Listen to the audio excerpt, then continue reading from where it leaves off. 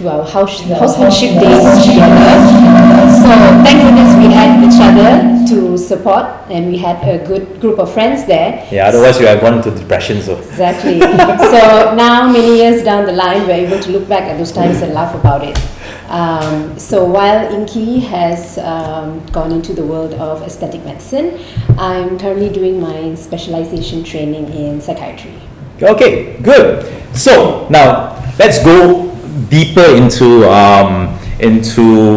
the topic that we want to talk about. So what is the difference between feeling sad and feeling depressed? Okay, so which one of us has never had a down day, right? We all have some certain fluctuations in our mood, a couple of days that we feel sad. We've all had that major breakup. We've all had the loss of a loved one.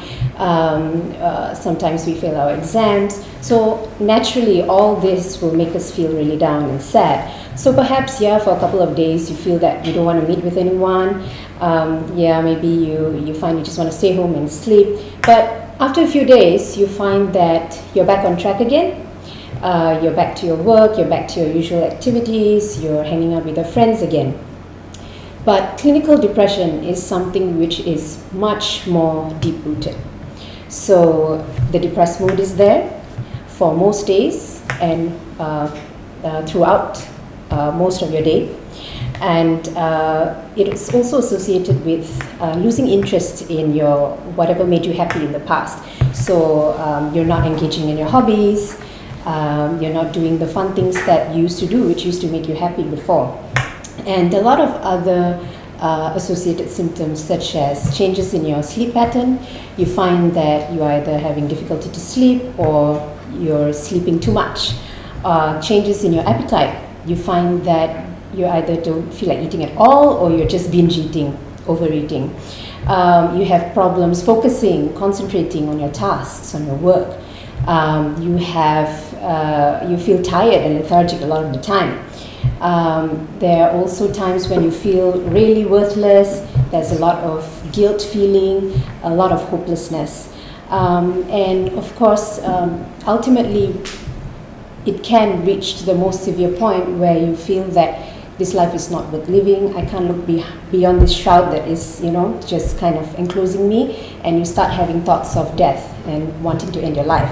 So in psychiatry, of course, we have certain technical criteria that we have. So to say that someone is clinically depressed, you would have these sort of symptoms going on for at least 2 weeks for you to say that you're clinically depressed. Okay, so actually, when it comes to sadness, depression, I think what Dr. Kohini says, right? All of us, we actually go through some amount of sadness. It's normal to be sad. In fact, I think on a daily basis, we would have some kind of sadness. But this sort of like low emotion, I think has a different degrees. So from sadness, even that lousy feeling of disappointment, frustration, stress. But I think one of the very interesting things that we or at least the normal people would say is, whenever any of those happens, whether it's just stress, frustration, disappointment, or even sadness, the one thing that goes through a person's mouth very easily is, I'm depressed. Aku depressed lah bro, aku depressed. We use the word depressed like as though it was, excuse me. I think we use the word depressed more than we say excuse me to someone or even say sorry or thank you. Probably we say less. Aku depressed. Depressed, sedih lah, mati lah. So I think today would be great if we address that. I mean, when's the last time you were sad? I'm sad all the time. Every time I go back, I open my bank account and I say, oh my god, I'm sad, I'm depressed lah. No lah, like joking. But I mean, feeling sad, I think everyone has, I think everyone feels sad at some point in life, or almost. It's a regular thing. If you don't feel sad, then you can't differentiate happiness, right? So in order to feel happy, you need to know what is unhappy or what is sadness. But of course, I think the thing that we're actually looking at now is what is beyond sadness. Why are people chronically sad? You know, why do they feel like life is not worth living, or why do they feel like the whole world is against them?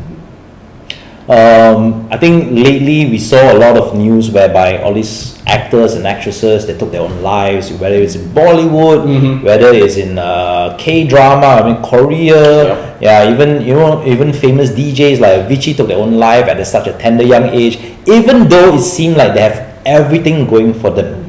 Great career, money, they have the looks, they have everything that people would kill for or die for, but yet these people are still sad, and they are sad That's to the wrong point. word to say it. Yeah. For, you know. Oh yeah. We don't True. to someone else. True. Now, so these people are sad to the point whereby they decide, you know what, I want to take one life. You know, I just want to end everything. You know. So why is that? Why? I mean, you must have come across a lot of people who are suicidal. So listening to you just now, there are actually a few things that we can talk about from what you said just now. So the first thing was about why is it that we find more and more people are getting depressed, right? That's one. And why does it seem like people who have so many things going good for them, we're so surprised to see that they're taking their lives? So this is when it's important to know what depression is all about, really. So that's why we have to treat each patient or each person holistically. When we say holistically, there are several things that make up a person. So we look into the biological factors. What are the biological factors in a person that would increase their risk of being depressed?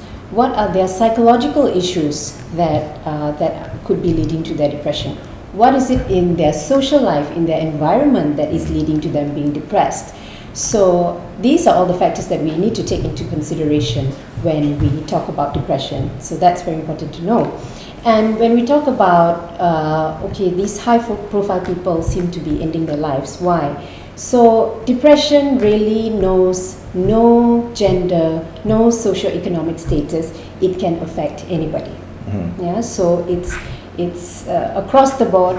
Men, women, children, adults, older adults. Everyone can be affected by this. So it's important for us to acknowledge that it is a very real illness.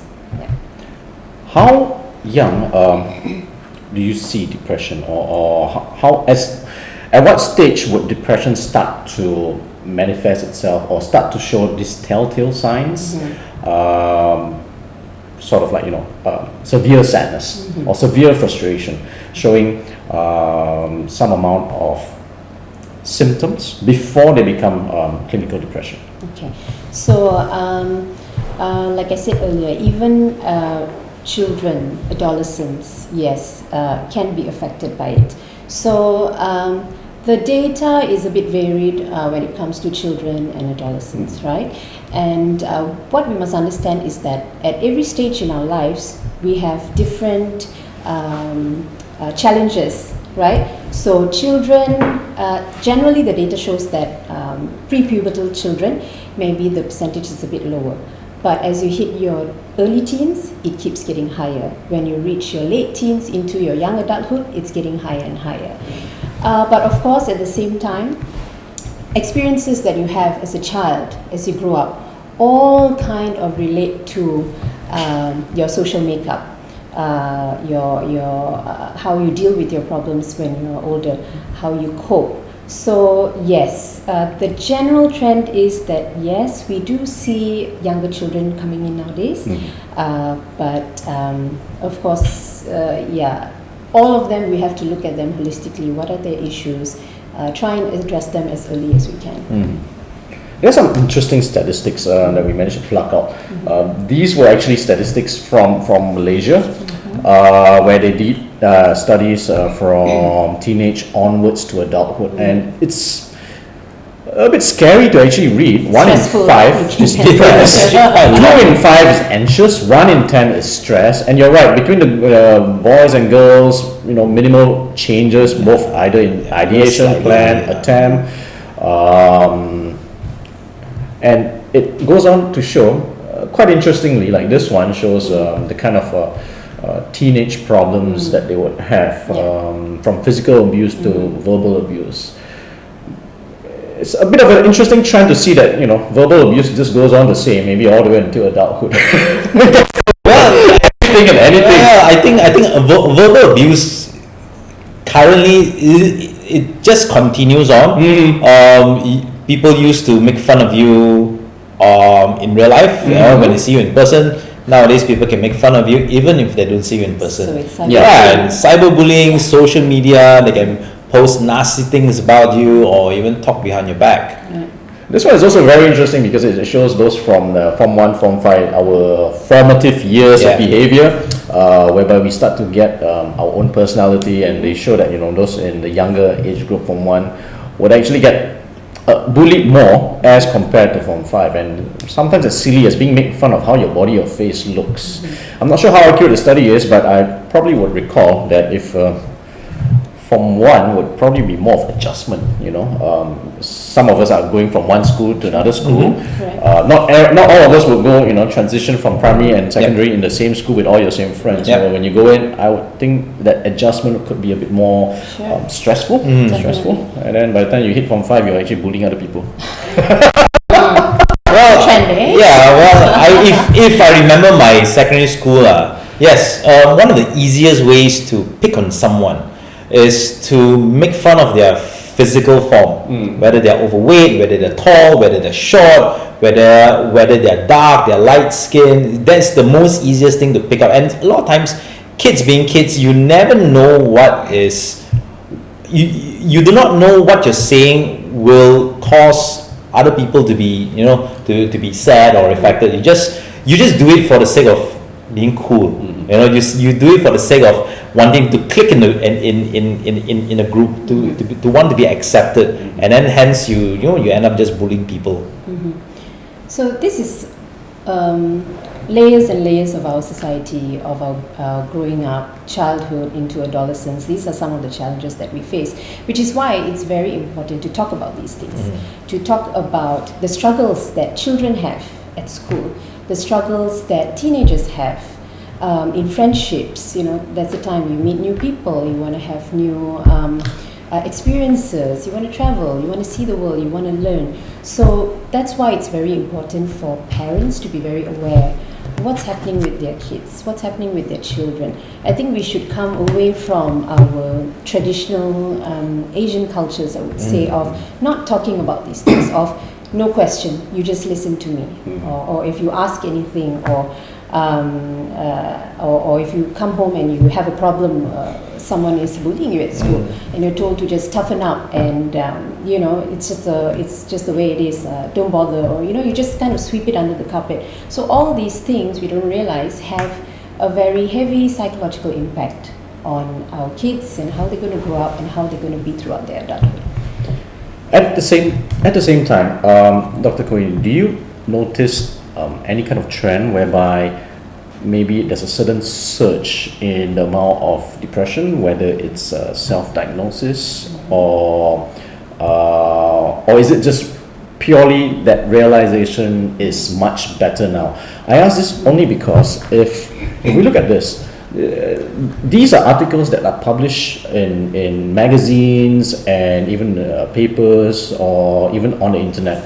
And when they talk about this, they call depression as a mental illness. And I think the connotation is quite heavy when you say someone is mental, just because you are having any of these symptoms, which includes feeling sad or down, withdrawal from friends, activities, major changes in your eating habits, extreme mood changes of high and lows, and feeling guilt or worries. I ask this because on a daily basis, I feel 4 out of 5. Oh my God! You need to see someone. You need to see someone. I'm the one. It is good. I'm talking to one right now. So that's the thing. Number one, about mental illness. I think, like you said, it seems like a very strong kind of wording, right? But to a certain extent, we have to acknowledge that yes, it is an illness, So it's not just your weakness of character. So we have to, number one, acknowledge that yes, it's an illness, and try to normalize that, and normalize talking about it. So, like you say, you feel 4 out of 5, right? So if you feel 4 out of 5, what do you do the next step? Because I do get certain patients coming in when they say, oh, I saw the DAS score online and I took it and I scored high for anxiety or depression, and they come in. So I feel that whatever it is, we should never dismiss how someone is feeling, whether they feel they have a real problem or not. If they're taking that test, maybe it was for a reason, or it could be they just decided, like, oh hey, there's a test going on, let me just try it out and see what the result is. But the next step would be confirming it, or rather getting the proper education about it.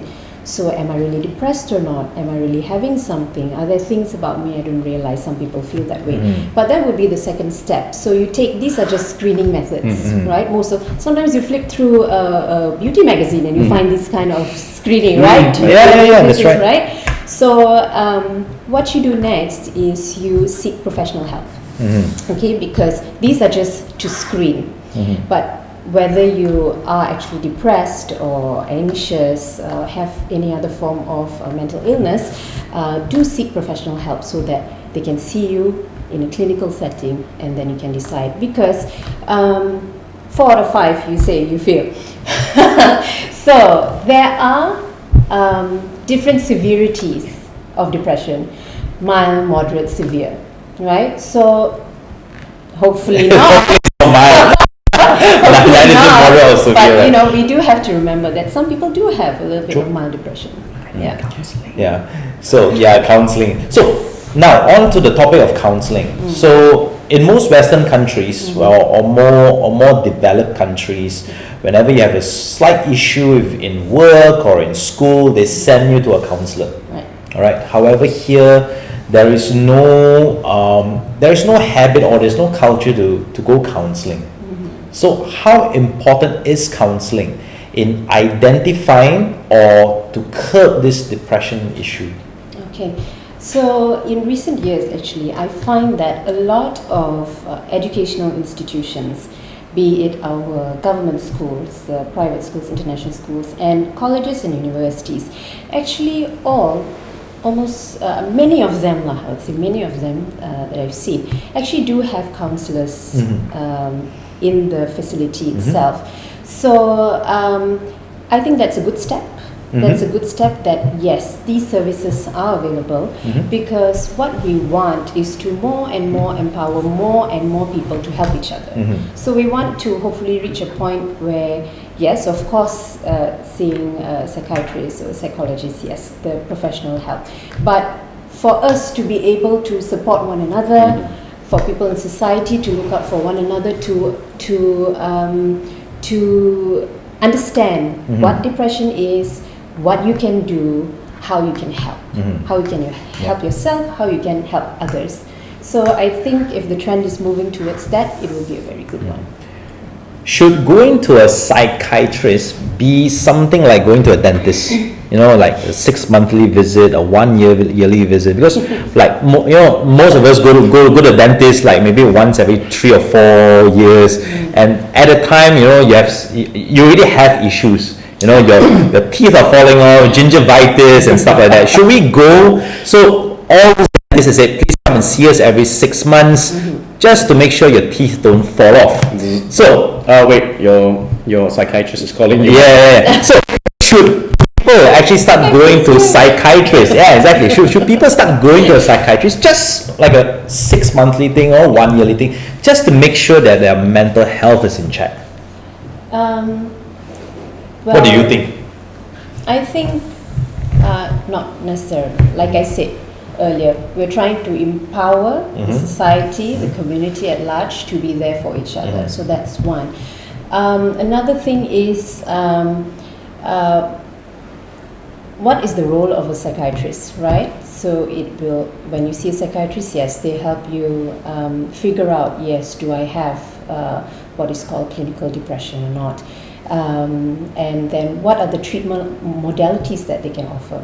So when we look into that, so counselors, they have a certain job scope. Psychologists have a certain job scope. So when it comes to psychiatrists, yes, we too have. And so sometimes people ask me, what is the difference between a psychologist and a psychiatrist? So a psychologist does a lot of therapy, a lot of psychotherapy. Psychiatrists do that as well, but of course we have the ability to prescribe medications as well, right? So I think seeking psychiatry help, whenever you feel that yes, something is not right with pertaining to depression itself. Another thing about depression is that when you find that all those symptoms I mentioned earlier are actually getting in the way of your functioning, then you know that something is really wrong. Okay, you can't complete your task at work, your exam, your grades are going down, right? You're not even mixing with people anymore. So if it reaches that point, then yes, certainly you need to see a psychiatrist. Does depression follow somebody? If they have clinical depression, does it follow them lifelong? Okay, so depression is very treatable, right? So we have to view it like any other illness in the world, right? It's an illness, therefore there is intervention, there is medication for it, there is treatment for it, not necessarily just medication, there is treatment for it. So with the proper holistic approach, with the proper treatment, be it therapy, be it medication, be it a combination, certainly someone can get back to functioning well, doing well in their life. Certainly, many patients remain in recovery, in remission for a long time. So, for those who just joined us, we are talking about depression, of all the many different aspects of it.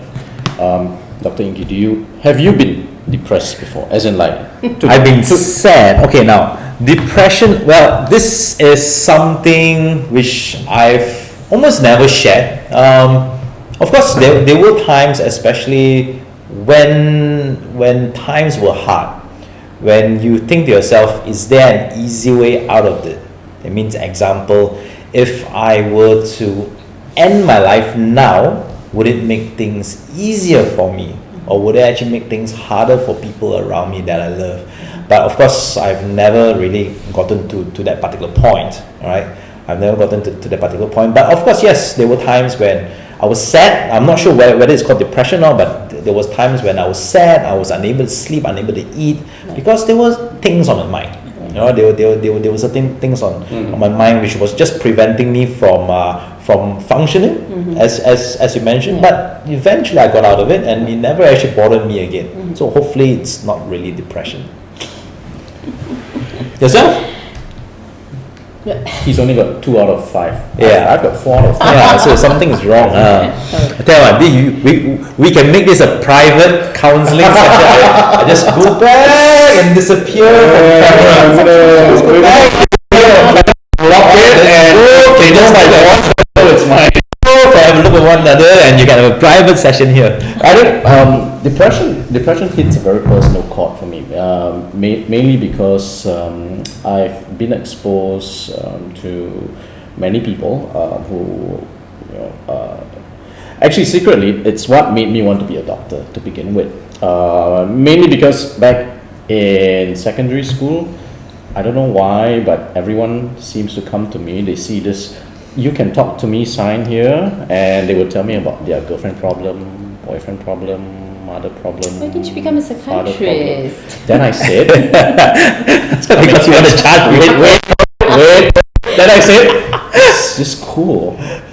And then I talked to them, then they solved their own problems. Then I said, this is cool. I'll put you on a couch with a clock, just like in the movies. And I'll charge you for it. Charge you for it. That's how shallow I was. I'm now be very honest. That's how shallow I was. Then I went into med school. And it's very sneaky. They put psychiatry on your final year. Yeah. And on the final year, I realized, this is not what I want to do. Yeah. Do I quit med school, or do I just finish off 1 year? Let's just finish it off, and whatever it is, I'm here. I am. But coming back, why I say depression is close to me because I have many friends who are very depressed. They are on medication, right? They're on medication. They sometimes don't admit it. But anyway, but also there was an instance where someone actually took their life, and this is something that I'll be opening it up weirdly on the show rather than in real life. Is that even myself, I went through a phase of, I would say, depression in med school. So what happened was that I couldn't focus, couldn't study, had social issues, and every day was just thinking about what's my purpose here. And when I try to talk to people, the one thing they always tell me is, don't worry, you will snap out of it. Relax, listen to music, have a cup of tea, take a hot bath. Nobody was really interested to hear what I have to say, and these are people closest to me. And they said, oh, you seem smart. They don't realize that, whoever it is, it will just hit you. Mm-hmm. And it hits you when you are quiet, when you're alone. I actually planned my suicide. Okay, so this is 5 out of 5. That's 5 out of 5. Yes, 5 out of 5 really. But a psychiatrist cured me. Because I went to see my psychiatrist. It's really good. And I really want to talk it out. Then they said, the psychiatrist gave me like 20 minutes, and he says, why don't you write down everything into a book, and I'll see you in the next 2 weeks. Mm-hmm. And I said, I don't want to come back to see you again. So I snapped myself out of it and came back to life. Luckily. Yeah, because I didn't have time to want to talk to him again. Because I, to be honest, at that point of time, I think I was very selfish. It was all about me. Yeah. I'm not saying that people who suffer from sadness or depression are selfish, but it's my perspective was that I wanted to be coddled, nurtured, someone to just pat you and say, it'll be all right. So let me ask you, Ali, was it difficult to make that decision to go and see a psychiatrist? Oh, it's very, very difficult. Hence, anyone I know who's seeing a psychiatrist, I know it's not easy to make that decision and to step in. It's very courageous. But conversely, here comes my funny friends who see a psychiatrist because they thought it was trendy, because they needed someone to talk to. They have no depression. Okay. That's like you calling her once in a while, chit-chatting lah. Yeah, exactly. But anyway. Well, you wouldn't know, But yeah, we wouldn't really know. But it's not easy to actually make that conscious decision. I would say it's harder to decide to see a psychiatrist, to admit, of course, that especially if you can consider yourself as functional.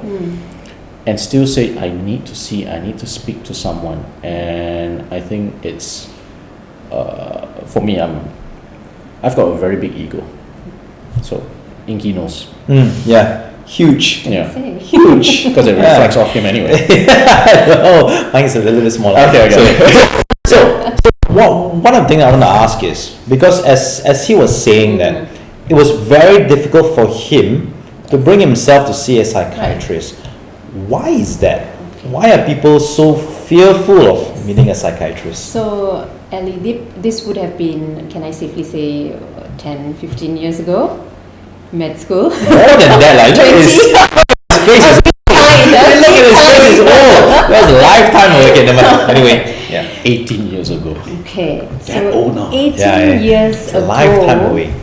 and now, to this day, 18 years later, I still see people who are very afraid to make that step.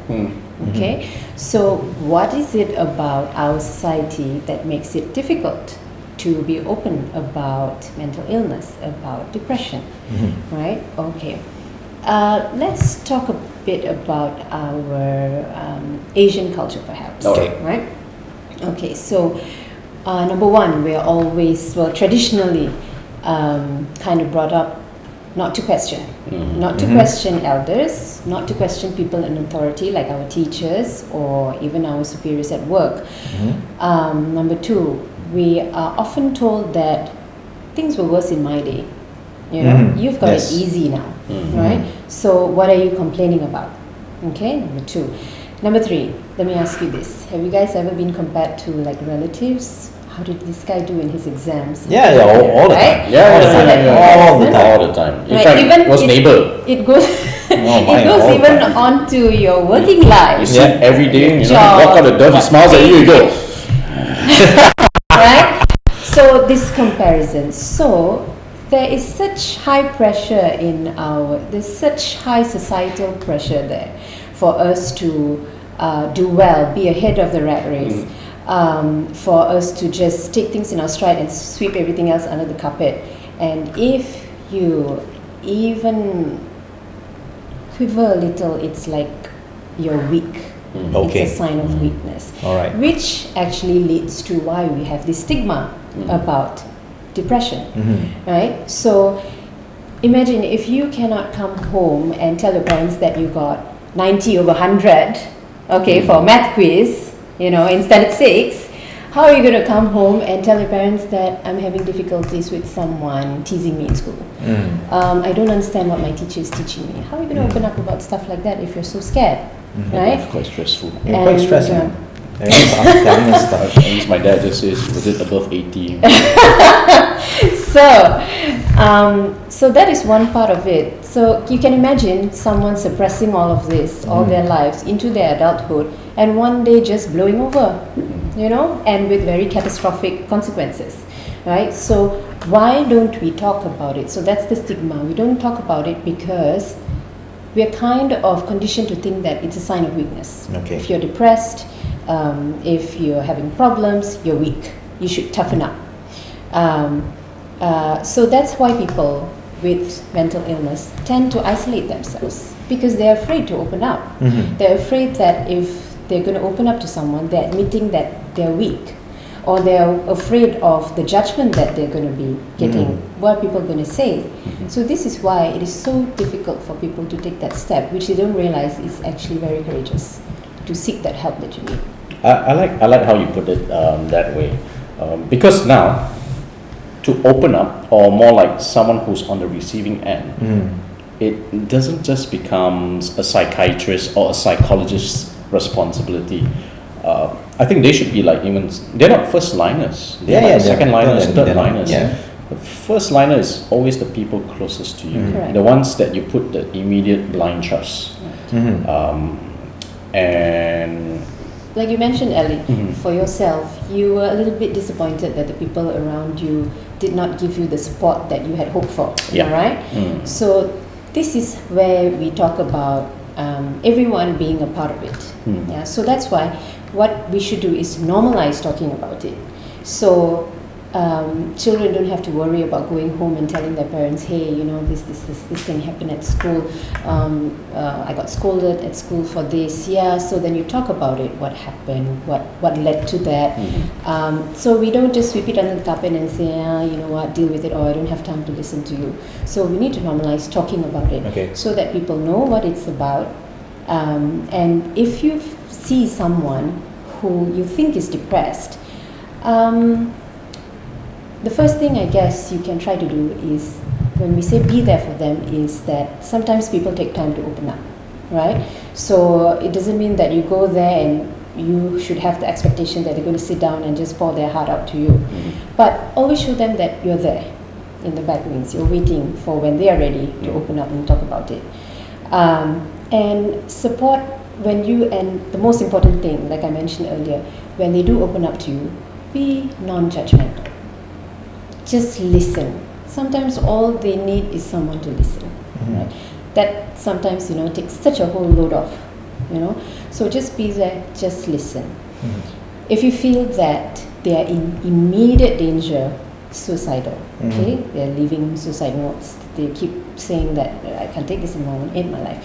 That is life-threatening. So that one you need to do something immediately, all right? Okay. Call up helpline, call up 999, okay? Get them to emergency services. For those who you feel, okay, have not reached that point, they've opened up to you, try and encourage them to seek professional help. Okay, that's what you can do. And then do very practical things to help them. Simple things like, okay, have the time, drive them to their appointments. If you're living with them, take a look at the medication, help them out with the medication. Encourage them to be regular with their meal times, be regular with their sleep patterns. Encourage them to exercise a little bit, 5 minutes a day, 10 minutes a day. A little bit goes a long way.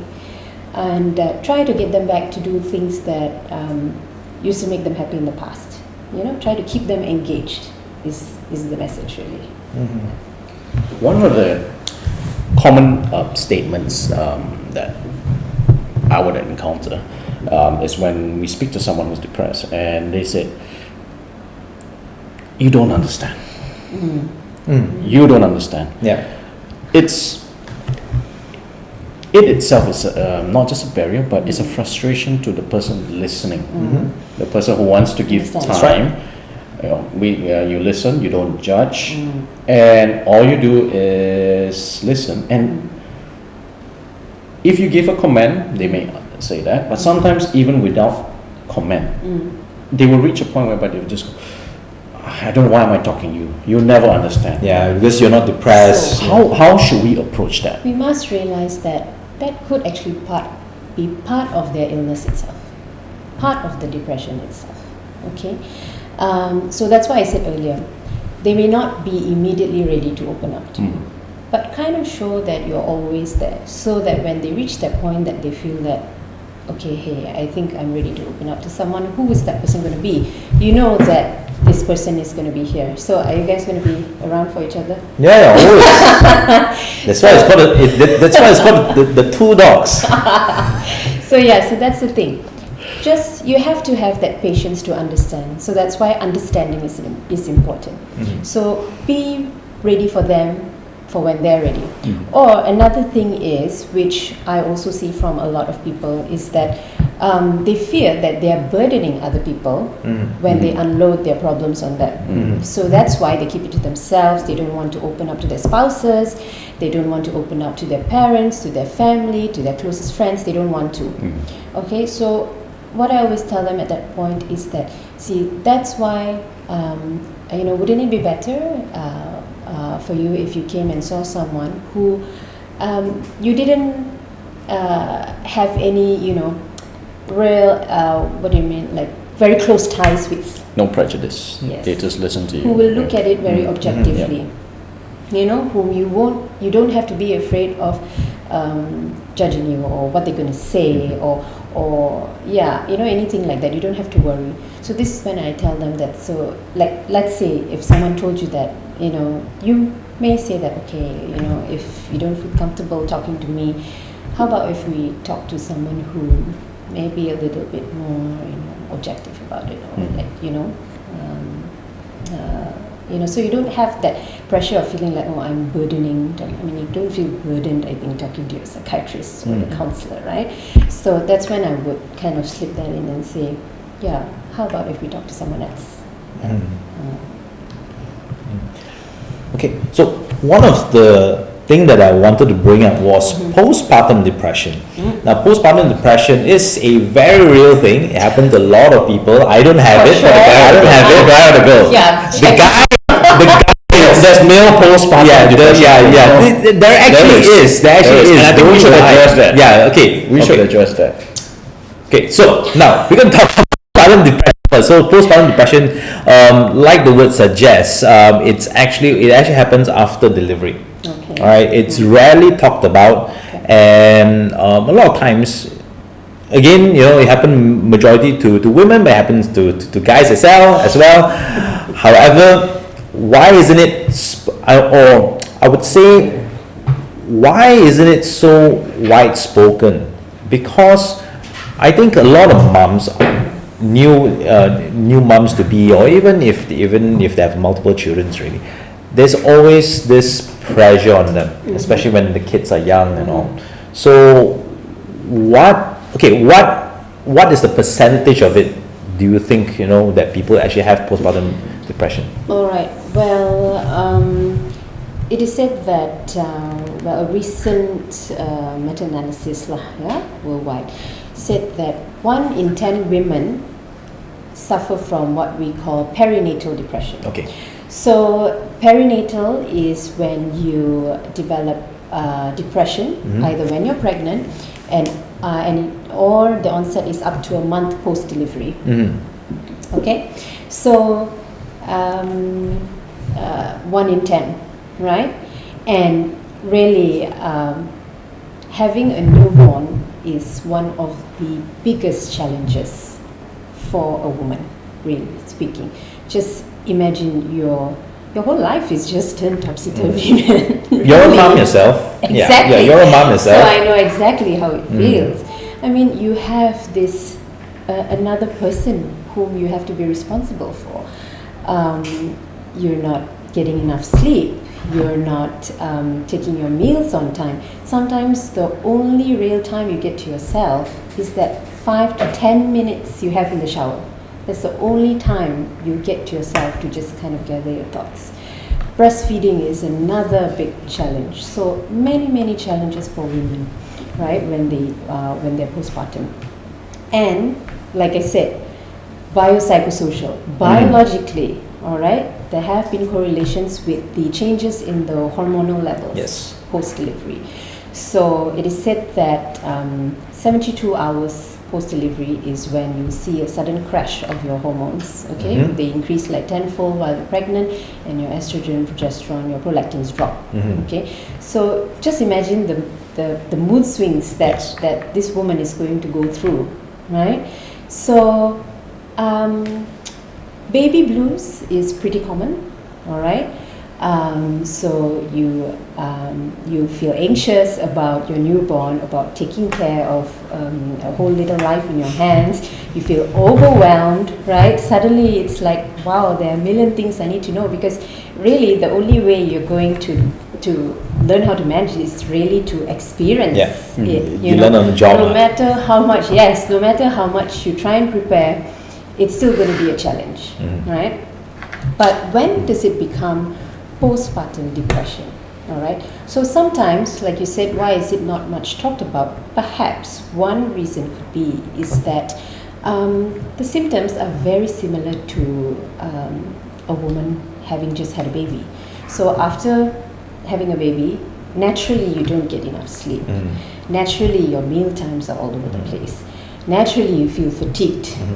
Naturally you have difficulty focusing at times, right? But after a few days, yes, you kind of get into the trend. After a couple of weeks, you've gotten into that trend of, okay, these are the things I need to do. I think I'm okay. All right. You will have those ups and downs coming off and on, but still you're able to do what you need to do. But when it comes to postnatal depression, again, your functioning starts to go down. So you're not able to do the things you're supposed to be doing. Sometimes you feel you don't want to look at your baby at all. Okay. You're starting to neglect your baby, all right? And the mother and newborn connection is disrupted, okay? Which that in fact can lead to a lot of developmental problems in a child later on. Okay. So it may even get so bad as you feel that I just can't, like you said earlier, I just can't do this, man. I just cannot. I feel I'm not good enough. This is hopeless. I just can't do it. You think of ending your life. Where still, you think of doing it to yourself and your and baby. the baby. Okay? So, which is why it is very important to have the support that you need after delivery. But of course, there are certain factors that increase your risk of having postpartum depression. That is, if you have had depression in the past, a history of depression, if it was an unwanted pregnancy, if you were ambivalent about getting pregnant, if you're a single mother, if you have hostile in-laws or an unsupportive spouse. So all these factors play a role. You see, there's so much of data and so many known facts about postpartum depression, maternal postpartum depression. See how she laughs now because she's a bit nervous, yeah? Am I? Because the question is going to come out very soon. You want to make it about yourselves again? Yeah, I think he wants to talk about his own postpartum depression. It's not me, right? Right, It's the never, Ellie it's, show. it's never about me. Go ahead, Ellie. It's It's never alright. about We me. let Yeah, you talk. yeah. She won't bill you. No, she's not gonna bill you this time. What I mean is, I was having a discussion, and for me, depression is like a wheel. Once it starts, it's very hard to break that cycle. Of course, you try, you might slow it down, but it's a wheel that goes on. But the cog before that, the other wheel is the sadness, the adjustment, inability to adjust. This thing spins on a daily motion. When it gets out of hand, then the second one starts to turn. And when the second one turns, unfortunately, then it's a bit more difficult to manage. So when we come back to postpartum depression, we know so much about the ladies. Now the men. Why I say it's because times have changed. True. Once upon a time, it's a lady's problem. You gave birth, you need to breastfeed. I can't breastfeed. You will change the diaper, you will do everything. But the modern day father has changed. Why I say because one of my staff is expecting, and the husband is so supportive. He's the one that shops for everything. He looks for the bottles, he looks for the car seat, and she just sits back and just waits for the delivery. Down to the clothes. He starts picking up the clothes that he wants for the soon to be born baby. So there's a lot more involvement of the modern fathers or the fathers to be these days. And I went through a very short phase, not depression or anything, but a bit of an adjustment disorder. Adjustment disorder. When my son was born, all he wants was the mom. Mom. And you thought that you want to help. He doesn't want. Screams in my ear. The record was 3.5 hours. He was just screaming as my wife was away working. I want to be the nice dad. I said, it's okay. We don't need to send to the babysitter. I'll pick him up, put him in the car. He starts screaming through the jam along Jalan Bangsa from one end all the way back home. It was an hour and a half in the car, enclosed space, and he was just one side. Arrive home, doesn't want to feed. Check the diapers, nothing wrong with him. And I tried to talk to him, and I asked him, "What's wrong with you? Give me a sign." There's nothing. But and I say this because something should be done, or at least the expectations of fathers to be should be adjusted so that they know sometimes it's really not their fault. Chill out. It's okay. You may have to find weird ways to put your child or calm them down. All right, at least you put them down. I mean, for me, last time I used to tell my wife, just let the kid cry. Because it's because it's this. We are so preoccupied in soothing the child that at times we forget that crying is part of their nature. They cry. It's just part of their communication, but we don't want them to cry because when they cry, it makes us look like bad parents. A lot of times, you just let the kid cry. And after a while, the kid will slowly adjust, and the kid will actually tone it down. So he's the kind of father who I would just leave it. I would just leave the kid there. He's the kind of father who will write the book Easy Parenting. Yes, easy parenting. like Cry. to hear from Step your 2, wife. walk out of the room. Step 3, peace and quiet. 3 steps. I will write for you the correct manual that says There's no correct. the manual says There's no. whatever you do, you try, and then suddenly the mom walks in. Silence.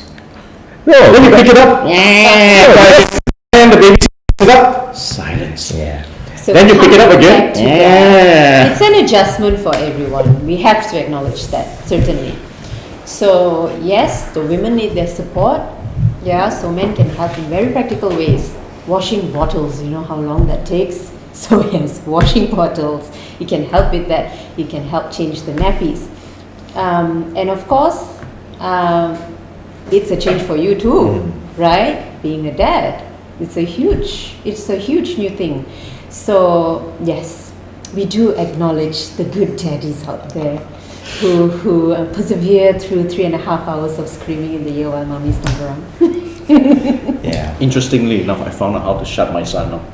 Really? Did you Yeah, have yeah, to yeah. go on YouTube? Did you have or to? did you ask Inky? Did you have to offer your chest in some way? Hey, because surprisingly, a friend of mine actually did that. And it worked. No, it didn't. Just I saw nipples after that. Because apparently, so according to him, is because the son will nurse before the son sleeps off. So it's more like a habit. Habit, But yeah. on that particular day, comfort suckling, yes, it's comfort suckling. But on that particular day, the wife was not around. The son was crying, and he was in desperate need. So he said, I have to try to cut his shirt, suckle the nurse the child, and however the child didn't stop. Interestingly Just like enough, sore nipples. I'm not sure. Have you seen the Japanese came out with fake boobs for the dad? Oh, no one I So it's haven't like seen. 2 silicone breasts, Really? hangs around the neck, and you just fill it up with milk. the milk, the express breast milk. That's smart.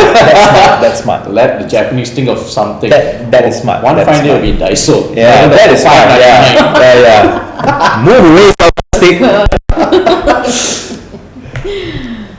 Yeah. So anyway, with my son, I eventually decided, okay, you can cry. I'm gonna do my squats. At least I'll get nice, good thighs as you cry. So you see, parenting 101. So what I did. The only difference was I walked out of the room. He just did squats. Yeah. But then he usually would shut up when I hit 300, and you know how painful that is. It's either I collapse or he will collapse. Thank God he stopped at 300. Like Is it one, like two. hypnosis and you slowly just kind of... So after many years, I actually did a analysis. Then I realized, you know how when we were young, we were in that Y. The Yeah. that goes, Yeah. Oh, yeah. Swinging thing. Yes. and the child always falls asleep. But now it's just that it's dangerous. It falls. Yeah, it falls, it hits. etc. You're not supposed to So swing. that I figured maybe that was why he fell asleep. It was nothing to do with me squat, my sweat. Could be the voice that you're going 1, 2, and it gets slower and slower because it's getting more painful to do after a certain number, right? But probably Really that. please you. Yeah, the whole why thing, you know. Well, No lah. that's Just walk out of the room. Just let them cry. Alright. But that's a topic for another day. That's parenting. Talk about your Yeah. boobs and things. Yeah. we're gonna censor some of these things. Yeah. All right. One more on modern day depression or modern day sadness. Social media. Does social media increase the amount of sadness or frustration and then leading to some amount of depression?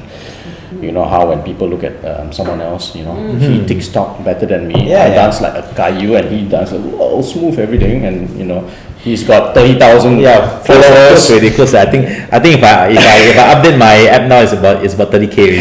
Yeah, I hate you. So social media. You see that? Okay, so this is of course very much talked about because social media is very much a way of our life now, right? So many studies have been done, but we can't really see a true cause and effect relation, but there are associations. So it has been shown that the more time you spend on social media, the higher likelihood of you having mental illness, right? So let's examine social media, right? Oh wait. Again, can you repeat that last line? Because I know some guy who's on Instagram, Facebook, TikTok. These people are just full of themselves. Oh my gosh. Okay. So, coming back to social media. Yeah, social media. Right. So let's examine social media and see what are its qualities that could probably lead to some amount of depression, right? So of course it's not all bad. Yeah, there are a lot of positives. Look at us now, right? Right here, right now. Yep. We are Yep. using it as a platform Yep. to talk about something which we feel is worthwhile, right? So it's a really good platform, right? To talk about things, right? It's a wonderful tool of keeping in touch with people, finding long lost friends you haven't met in years. It's a great way to be in touch with your family and friends, keeping up to date with what's happening with them, especially now in this era of COVID-19, Yeah. right? So a lot of physical distancing, but not necessarily social distancing. Okay, and it's also a tool for a lot of people to express themselves. Creativity, a lot comes from that. It's also widely used as a learning tool, and it's also a way people market themselves, market their goods. So a lot of positives. But what then are the negatives, right? So social media is a platform where people can project a certain persona about themselves, right? And a lot of the time, what they project is all the good stuff, all right? So we're only looking at the happy, the good aspects of their lives, all right? People don't necessarily want to share the downsides of their life, the challenges that they're facing, all right? So similarly, when we look at other people's profiles, that's what we're seeing. That's what's being generated. We're seeing, wow, this person is changing his car every year. This person is going traveling all the time, you know? So we forget that lots of the pictures online doctored, manipulated, you know, That's right? Yep. Yeah. So Good angle. we don't realize that others are doing it. We forget that while we are also projecting all these positives, but we have our certain challenges. We forget that other people are also doing the same. So we keep thinking that, wow, their lives are awesome. You know, what's happening with my life? So then comes this, what we call FOMO, fear of missing out, right? So you feel like, why does my life doesn't feel as good as someone else's? How come they seem to be doing so much better than I seem to be doing, right? And then comes this constant checking, right? You keep checking your social media every now and then, every few seconds, every minute. You need to check and be updated with what people are doing, what's happening in their lives, you know. And then you tend to want to post things that you feel are going to have lots of likes. You know, you're chasing likes. Yeah. So sometimes these things can have really serious consequences. You know, like I know people who like compulsively check their social media while they're driving. You know how dangerous that can be. Yeah. So when you see all that, next comes this sense of isolation. You wake up in the morning, you're checking your first thing you do, you open your Facebook. Bunch of friends had dinner without me. You start to feel isolated. Okay. So all those layers, you know, wow, the persona, that person seems to be having such a great time. Why doesn't my life seem as good as that? Oh, now they're hanging out without me, you know. So then all this tied in together, aren't you surprised that people might feel depressed, down about what's happening with them? So what should we do? Should we tell people cut down your social media time, or should we tell them block the people you don't like, or should influencers actually take a step back and maybe once a week, once a month show the real life? Oh, really? You know, the real life of you think this is great, but I actually doctored half my photos. You know, it looks like I've got a nice thing, but actually I've got a nice videographer following me. So the best shots come out, you know. It didn't just so happen, I was walking in the street, you get it all the time. Walking in the street and some camera, perfect angle, shoots them with no traffic at the back. Oh my god, I love those photos, you know. They call it what? The Instagram husbands. Instagram husbands. Husbands. Have you heard of that? Yeah. Definitely. You know, Instagram what? I don't have an No, it Instagram doesn't matter. husband. It's got Instagram. Alright. So I think it's important to balance it. Yeah, have a balance. Anything in our life needs to be balanced, right? So we know there's a lot of positive in it, social media, but we have to be aware also of the negative consequences. If you find that your usage of social media is once again getting in the way of you doing other things. For example, you might tell yourself that, oh hey, it's bedtime, let me just, one last scroll before I go to sleep. So what should have taken you 2 minutes takes you 2 hours, and the next thing you know, I'm like, oh my god, I only have 5 hours of sleep.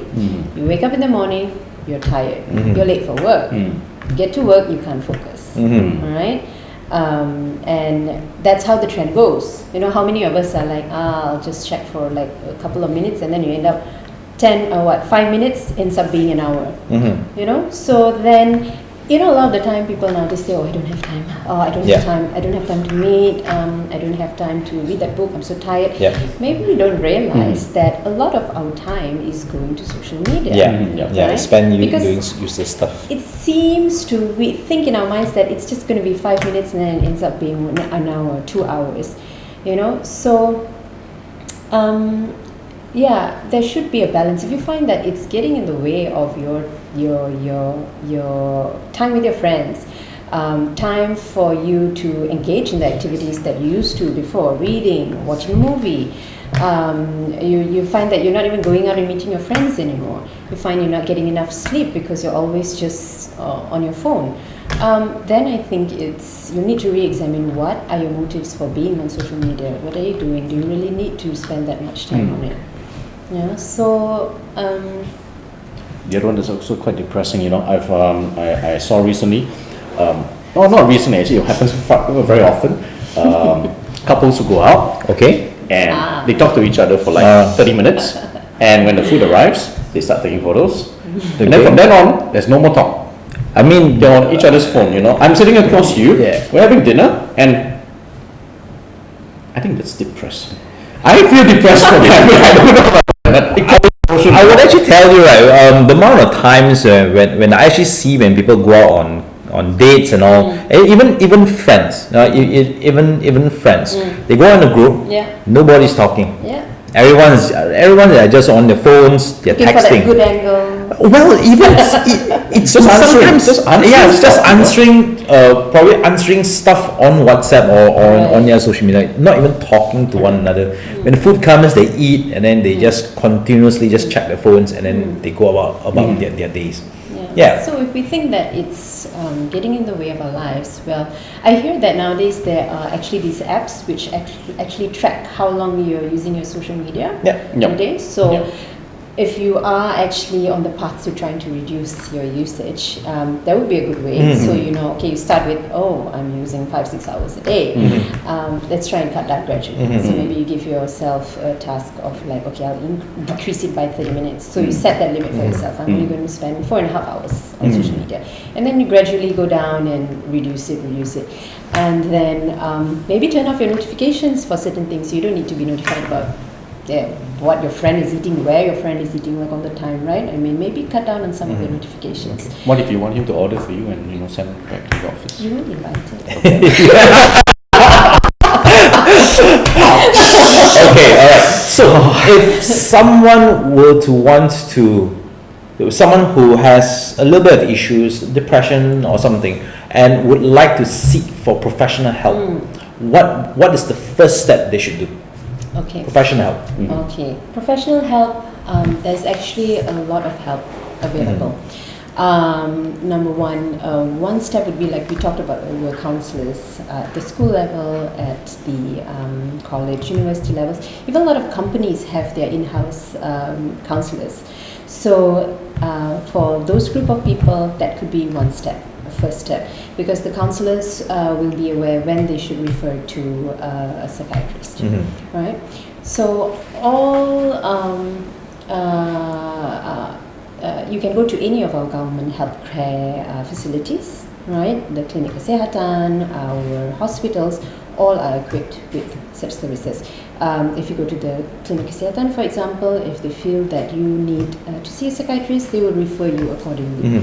All right. So the university hospitals have the facilities. The government hospitals have the facilities. If we're talking about helplines, there are also a number of helplines. So there is Befrienders, right? There's Befrienders. You can find a lot of information about them online.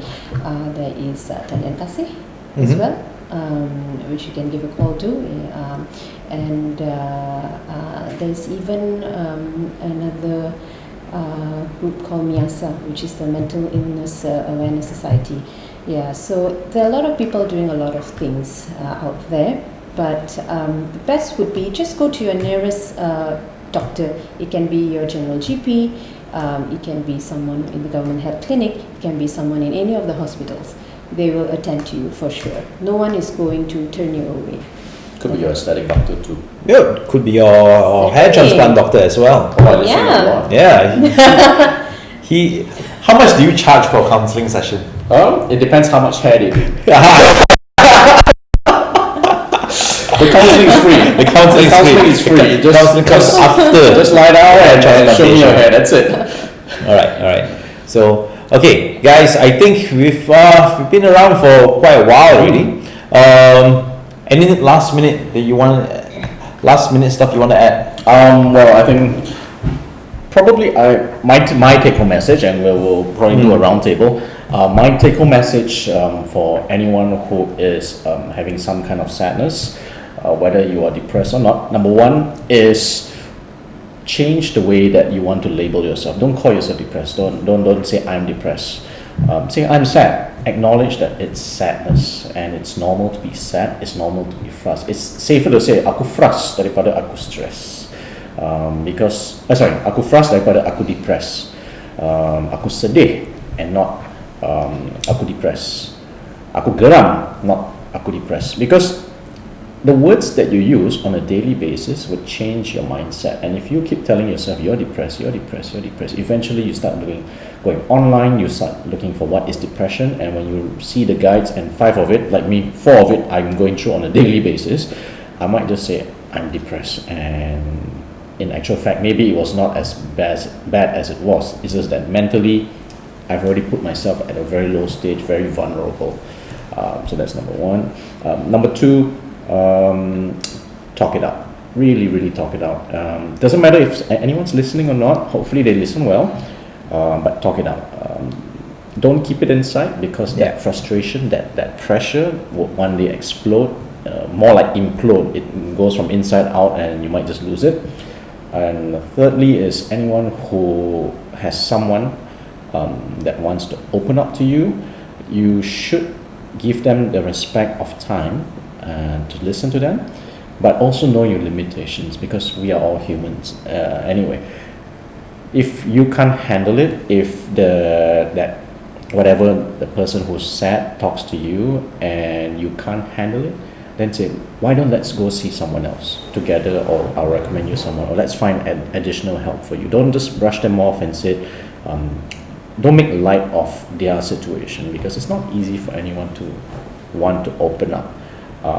And I think the final one, I just want to just push it in, is young adults who are having sort of like perceived pressure, especially from parents. It's a very common thing that parents with their expectations, parents are humans too, they've got expectations, they've got disappointment, they've got sadness. Unfortunately, when it comes up from their mouth as children, we would feel extra sensitive.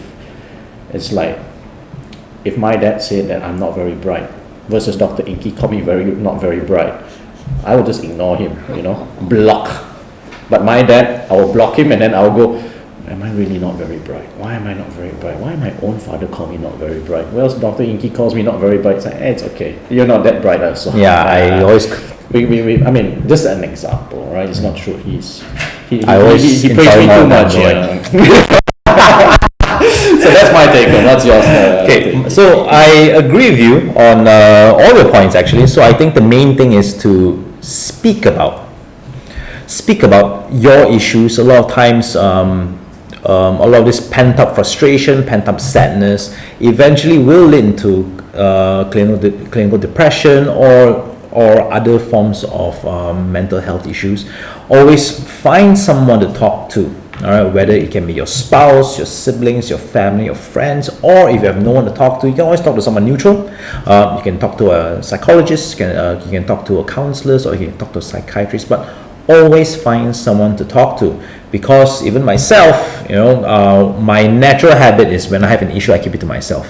And the more problems I have, the more I keep to myself, then it's eventually will manifest into some issues with my daily life. And I actually find that every time I talk it out, not only do I offload this particular feeling of sadness, sometimes I even get solutions back. You know, so a lot of times that we feel that we have the best solutions for our problems. Actually, it's not true. Other people have them as well, and that is from your aspect. Second aspect is how we project ourselves onto others. As Dr. Ali was saying, as parents, your words hold a higher weight to your kids.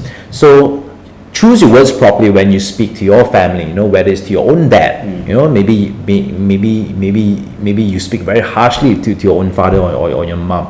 Choose your words properly when you speaking to your spouse. You know, things you might have certain frustrations, but you use probably the words that you use can be a little bit too harsh. You know, do be careful when speaking to your friends or your kids, especially to young children or even young teenagers who sometimes take things very literally. Even sometimes you don't mean it. You don't mean it. You sometimes something as simple as they come in and they disturb you and you're working and you just, instead of asking them nicely to leave the room, you tell them to get out. You know, something as harsh as something as simple to you might be something harsh to them. So, you know, you have to choose your words properly. You know, you have to think things through, and don't allow emotions to cloud your judgment. Nice. Did we get it right? Nice. You know, I was going to point that out. So, talking about depression, right? So we've spent a good 1 hour talking about it. So, just to show the seriousness of it, the World Health Organization research by them has shown that more than 260 million people worldwide are suffering from depression. Right? In Malaysia itself, the prevalence is about 8 to 12%. So it is a very real illness, right? And I like the fact that what both of you got out of this is to talk about it. In fact, the WHO in 2016 came up with their depression campaign, and it was called Let's Talk. To me, that is really very apt, because the most important thing is for us to talk about it, for us to normalize talking about depression, to normalize parents talking to children about depression, children talking to their elderly parents about depression, colleagues talking to each other about depression. So once we talk about it, and it becomes a way of our life to talk about these issues. Once we understand what it's about and how to recognize them, once we know where to seek help for ourselves, once we know how to support someone else who needs help, then we have really reached a stage where it has really reached all levels of society on how we can help each other. So let's continue to talk. So that's what we're doing. So yeah, that's why therapy. This is therapy for me, actually. It's actually therapy for me. I've got 4 or 5, so I need to talk to you. Yeah. Come on, don't worry. You can always drop by. You can always talk to me. Fine. I will stop insulting you. You can always talk to me. Okay, fair enough. So, thank you everyone for tuning in, and I think today we just wanted to raise the awareness and talk about depression in different perspective, different light. Just throw in some humor here and there, and just see it differently in a more less clinical way in some aspect. Also paying some importance into the importance of clinical psychiatry. And we like to thank Dr. Kohini very much for taking up thank her you so time, much for coming sharing by. so much of her perspective. Having me. Thank you.